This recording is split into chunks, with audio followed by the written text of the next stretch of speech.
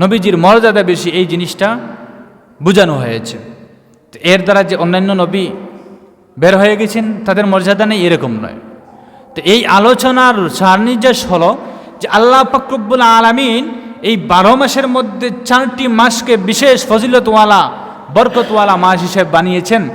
এর মধ্য থেকে 3টি হচ্ছে ধারাবাহিক, যুলকাদা, যুলহজ্জা, মুহররম, আর আরেকটি হচ্ছে রজব মাস। তো বর্তমানে আমরা যে মাসটি অতিক্রম করছি এই মাসের নাম হচ্ছে মুহররম মাস, আরবি হিজরি সনের প্রথম মাস। এই মুহররমের গুরুত্ব এবং ফজিলত কি, মুহররম মাসের গুরুত্ব ফজিলত কি? হাদিসের মধ্যে নবী করিম সাল্লাল্লাহু আলাইহি ওয়াসাল্লাম ইরশাদ করেছেন। নবী করিম সাল্লাল্লাহু আলাইহি ওয়াসাল্লাম বলেন, এই মুহররমের একটি গুরুত্ব বোঝাতে গিয়ে প্রথম গুরুত্ব হলো যে এই মাসটা আশহুরে হুরুমের অন্তর্ভুক্ত, অর্থাৎ এই মাসটি সম্মানী মাস। মুহররমের একটি অর্থ হলো সম্মানিত মাস, আরেকটি অর্থ হলো যে এই মাস বরকতওয়ালা মাস। এই মাসে যুদ্ধ বিগ্রহ, মারামারি, হানাহানি এই সবগুলো হচ্ছে নিষিদ্ধ। তো মুহররমের একটি অর্থ হলো সম্মানিত মাস, আরেকটি অর্থ হলো হারাম মাস, অর্থাৎ এই মাসে কোনো রকমের বাদ গর্হিত কাজ কিছুই করা যাবে না। এই মুহররমের তাৎপর্য বা গুরুত্ব কি? নবী করিম সাল্লাল্লাহু আলাইহি ওয়াসাল্লাম হাদিসের মধ্যে ইরশাদ করেছেন যে আফজালুস সিয়ামি বাদা রমাদান শাহরুল্লাহিল মুহররম।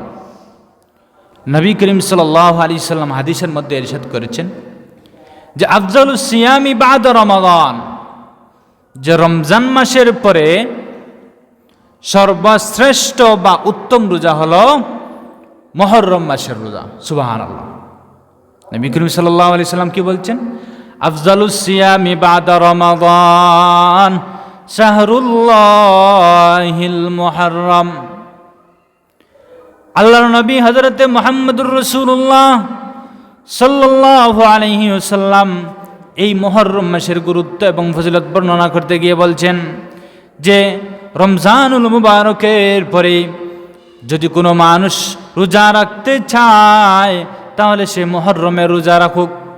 কারণ নবী করিম সাল্লাল্লাহু আলাইহি সাল্লাম হাদিসের মধ্যে ইরশাদ করেছেন আফজালুস সিয়ামি বাদা রমাদান শাহরুল্লাহিল মুহররম, যেই রমজানুল মুবারকের উপরে সর্বশ্রেষ্ঠ রোজা হলো মুহররমের রোজা। কারণ কি? এই মাস হচ্ছে আল্লাহর মাস। সুবহানাল্লাহ। তে আমরা পেলাম যে এই মাসের একটি গুরুত্ব হলো যে মুহররমের রোজা রাখা। মুহররমে কি রাখা? রোজা রাখা। এই মুহররম মাসের আরেকটি তাৎপর্য আছে যে নবী করিম সাল্লাল্লাহু আলাইহি ওয়াসাল্লাম থেকে বর্ণিত একটি হাদিস হযরত আয়েশা সিদ্দিকা রাদিয়াল্লাহু তাআলা আনহা বর্ণনা করেন যে নবী করিম সাল্লাল্লাহু আলাইহি সাল্লাম তার জীবনে 4টি কাজ কখনো ছাড়েননি। আল্লাহ রসুল তার জীবনে 4টি কাজ কখনো ছাড়েননি। একটি হলো মুহররম মাসের রোজা। এই রোজা আল্লাহ রসুল সাল্লাল্লাহু আলাইহি সাল্লাম যতদিন জীবিত ছিলেন নবী করিম সাল্লাল্লাহু আলাইহি সাল্লাম সবসময় এই রোজা রাখতেন। আরেকটি আমল হলো রসুল করিম সাল্লাল্লাহু আলাইহি সাল্লাম জিলহজ মাসের প্রথম 10 দিনের রোজা আল্লাহর রসুল সব সময় রাখতেন। সুবহানাল্লাহ। আরেকটি আমল ছিল রসুলের যে রসুল প্রতি মাসে 3টি রোজা রাখতেন। এই আমলটি আল্লাহ রসুলের সারা জীবন ছিল। আরেকটি আমল রসুল করিম সাল্লাল্লাহু আলাইহি সাল্লামের ছিল যে রাকাতাইনি কাবলাল ফজর, যে রসুল করিম সাল্লাল্লাহু আলাইহি সাল্লাম ফজরের আগে 2 রাকাত নামাজ অর্থাৎ সুন্নত আল্লাহর রসুল জীবনে কখনো ছাড়েননি। সুবহানাল্লাহ। এই 4টি আমল রসুল করিম সাল্লাল্লাহু আলাইহি সাল্লামের ছিল। এর মধ্যে একটি হচ্ছে মুহররম মাসের রোজা। এই মুহররমের এই মাসের মধ্যে আরেকটি গুরুত্বপূর্ণ দিন আছে যাকে আমাদের সমাজে আশুরা হিসাবে সুপ্রসিদ্ধ বা প্রমাণিত। এই আশুরা বলতে আমরা কি বুঝি? অর্থাৎ আশ্রুন এই শব্দটি হচ্ছে আরবি। আমাদের গ্রামাঞ্চলের মানুষ অনেক সময় তো আরবি বুঝে না। তে আশরুন অর্থ হচ্ছে 10, আর এই শব্দটি হচ্ছে আরবি, অর্থাৎ মুহররমের 10 তারিখ, যাকে আমরা ইয়াউমে আশুরা হিসাবে চিনি। সময় একেবারে সংক্ষিপ্ত। এই আশুরার গুরুত্ব বা আশুরার রোজা রাখার ফজিলত কতটুকু এ সম্পর্কে কিছু আলোচনা করব। সর্বপ্রথম আমরা জানব এই আশুরার তাৎপর্য বা আশুরার রোজা কোথায় থেকে আসলো। এর অনেক ইতিহাস আছে। বর্তমান সমাজে বিভিন্ন রকমের বানোয়াট কিচ্ছা কাহিনী, অনেক অনেক ঘটনা রয়েছে। কারবালার ইতিহাসকে এই আশুরা হিসাবে আখ্যায়িত করা হয়, বিভিন্ন রকমের ঘটনা বর্ণনা করা হয়। তো মূল যে তাৎপর্যটি সেটা হলো হযরতে মূসা আলাইহিস সালাম, আল্লাহ পাক রব্বুল আলামিন যখন মূসা আলাইহিস সালামকে ফিরাউনের কবল থেকে নিষ্কৃতি দিয়েছিলেন, মুক্তি দিয়েছিলেন, তখন হযরতে মূসা আলাইহিস সালাম আল্লাহ পাক রব্বুল আলামিনের শুকরিয়া আদায় করতে গিয়ে এই মুহররমের 10 তারিখ যেদিন নিষ্কৃতি লাভ করেছিলেন, এই দিনটি ছিল মুহররমের 10 তারিখ।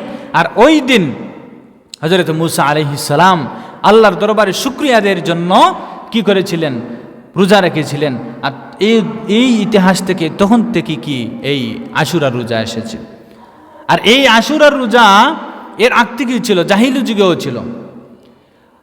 এ সম্পর্কে হযরতে আয়েশা সিদ্দিকা রাদিয়াল্লাহু তাআলা আনহা বর্ণনা করেন যে নবী করিম সাল্লাল্লাহু আলাইহি ওয়াসাল্লাম থেকে বর্ণনা করছেন, তিনি বলছেন যে রমজানুল মুবারকের রোজা ফরজ হওয়ার আগে লোকেরা আশুরা রোজা রাখত, অর্থাৎ এই রোজাকে ফরজ হিসাবে মানুষ রাখত। কিন্তু পরবর্তীতে যখন আল্লাহ পাক রব্বুল আলামিন রমজানুল মুবারকের রোজাকে ফরজ করে দিয়েছেন, তখন নবী করিম সাল্লাল্লাহু আলাইহি সাল্লাম লোকদেরকে জানিয়ে দিয়েছেন, হে লোক সকল, তোমরা চাইলে এই মুহররমের 10 তারিখ রোজা রাখতে পারবে, না চাইলেও পারবে। অর্থাৎ যদি কোনো মানুষ ইচ্ছা করে তাহলে রাখতে পারবে, আর যদি ইচ্ছা করে রাখবে না তাহলেও পারবে, কোনো অসুবিধা নেই। তো বোঝা গেল এই আশুরার রোজা অনেক গুরুত্ব আছে, তাৎপর্য আছে। এখন আমরা জানব আশুরার রোজার তাৎপর্য কি, বা আমরা কিভাবে রাখব, কোথায় থেকে আমরা এই আশুরা রোজার সিলসিলা পেলাম। এ সম্পর্কে আরেকটি হাদিস আছে, আল্লাহ রসুল সাল্লাল্লাহু আলাইহি সাল্লামের হাদিস।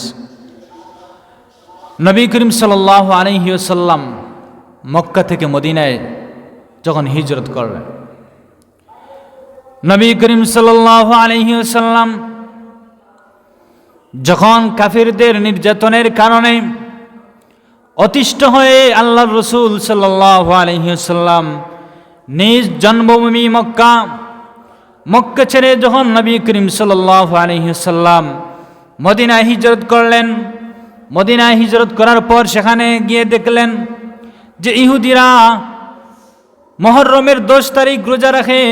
নবী করিম সাল্লাল্লাহু আলাইহি ওয়াসাল্লাম তখন তাদেরকে জিজ্ঞাসা করলেন, হে ভাইয়েরা, তোমরা মুহররমের 10 তারিখ কিসের রোজা রাখো?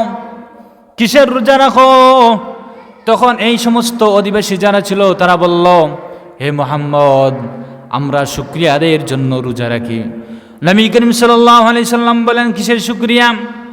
তখন যারা উপস্থিত ছিলেন ইহুদিরা নবী করিম সাল্লাল্লাহু আলাইহি সাল্লামকে জবাবে বললেন, হে নবী, হে মুহাম্মদ, তাহলে জেনে রাখুন আল্লাহ পাক রব্বুল আলামিন হযরতে মূসা আলাইহিস সালামকে যেদিন ফিরাউনের কবল থেকে নিষ্কৃতি দিয়েছিলেন, হযরতে মূসা আলাইহিস সালামকে যখন আল্লাহ পাক রব্বুল আলামিন নীল নদ পার করেছিলেন আর ফিরাউনকে নীল নদের মধ্যে ডুবিয়ে মেরেছিলেন, যখন মূসা আলাইহিস সালাম নীল নদ পাড়ি দিলেন, ফিরাউনের কষ্ট অনিষ্ট থেকে মূসা আলাইহিস সালাম মুক্তি লাভ করলেন, তার দলবল নিয়ে যখন সাগর পাড়ি দিলেন, নীল নদ পাড়ি দিলেন, এরপরে হযরত মূসা আলাইহিস সালাম আল্লাহ পাক রব্বুল আলামিনের শুকরিয়া আদায়ের জন্য এই মুহররমের 10 তারিখ রোজা রেখেছিলেন।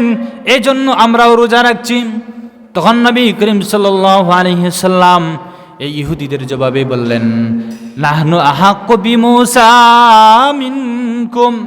হে ইহুদি ভাইরা, তাহলে তোমরা জেনে রাখো, মূসা আমার ভাই, তার ব্যাপারে তোমাদের থেকে আমাদের হক আরো বেশি, তার ব্যাপারে আমাদের হক আরো বেশি। হে ভাইরা, তোমাদের তুলনায় নাহনু আহাক্কু বিমূসা, মূসার ব্যাপারে আমাদের অধিকার আরো বেশি। পরবর্তীতে নবী করিম সাল্লাল্লাহু আলাইহি সাল্লাম বললেন, আমরাও রোজা রাখব।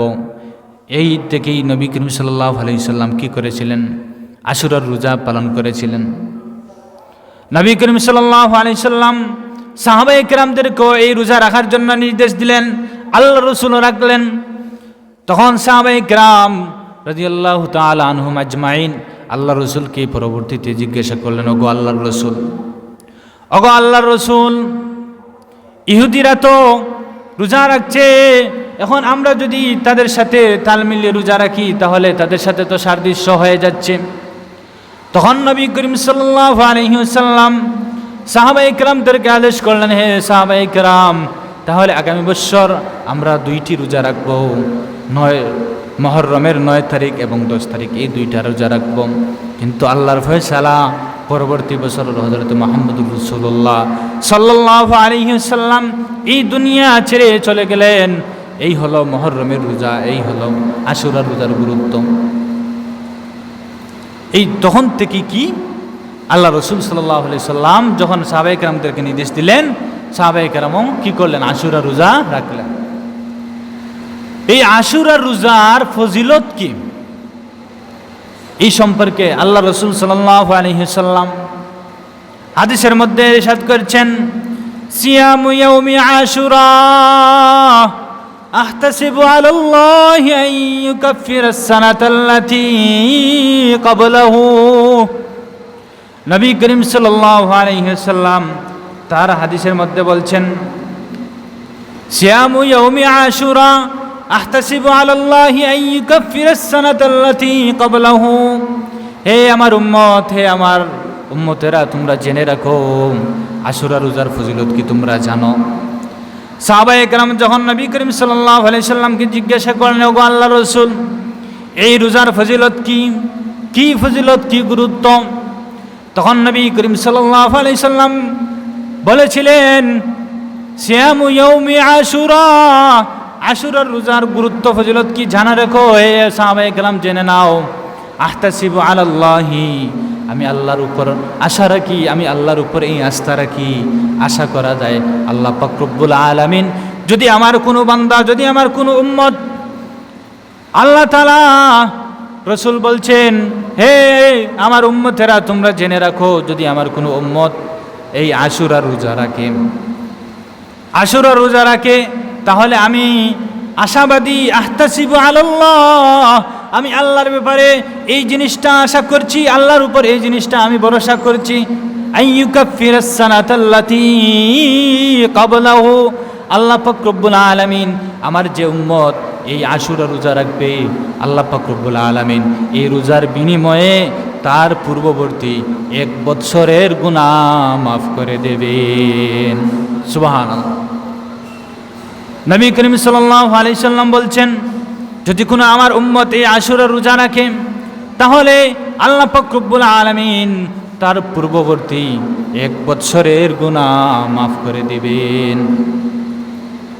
তাহলে এই আশুরা রোজার গুরুত্ব ফজিলত অনেক বেশি, অনেক বেশি। একবার এক সাহাবী নবী করিম সাল্লাল্লাহু আলাইহি সাল্লামকে জিজ্ঞাসা করলেন, ওগো আল্লাহর রাসূল, হে আল্লাহর রাসূল, রমজানের পরে আমরা কি করতে পারি? তখন নবী করিম সাল্লাল্লাহু আলাইহি ওয়াসাল্লাম এই সাহাবীর প্রশ্নে বলছিলেন, হে আমার সাহাবী, রমজানের পরে যদি তোমার রোজা রাখার ইচ্ছা হয় তাহলে তুমি মুহররমের 1 দিন রোজা রাখবে। এই দিনের গুরুত্ব ফজিলত তুমি কি জানো?